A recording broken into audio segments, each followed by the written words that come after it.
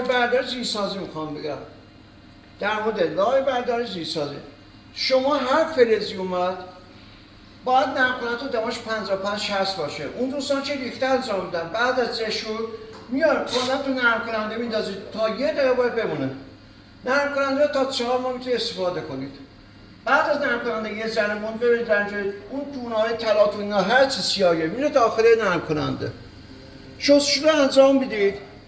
بعد از شستشو نرم کننده‌تون تو دمای 55-60 مخ میشه، از آبای شستشو جلوش آب معمولیه میشه داخلش.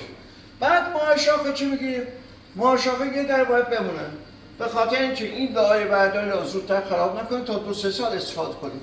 ماه شاخه هم کسی داره، نه که اون سر کسی دیگه، اون کسی که قرار بره تو پرداخت این ور بریزه همش داخل اینا میتونید جمع کنید آخر سال. بعد یه شستشو، بعد از نرم کننده، بعد از مایع شاخه حتما یه اوتر انجام بدید. خب پیش دوستمون چه اینا دیگه سیاسی ها بودن. الان میریم لایه برداری کنیم. این آبکاری مشکی خورده. لایه برداری آمپر موتور 6 این داخل لایه برداری.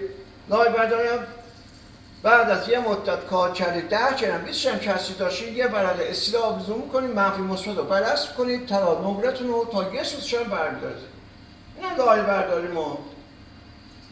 شستشو رو انجام میدید. وقتی از لایه برداری در میارید طلا اینا رو درست نشون میده ولی نمره اینا رو سیاه نشون میده.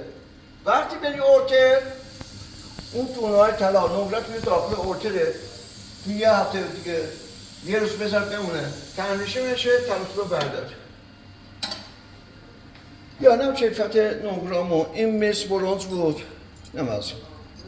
بعد از این کار میریم تو ویبره. بعد از ویبره هم زیرسازی آب نمره هم میگم اون دوستان که بدل میسازن دیگه نیچه لازم نیست. تا این شیارهای ریزشون و اینا رو ببین کیفیت شد چیکار میکنیم.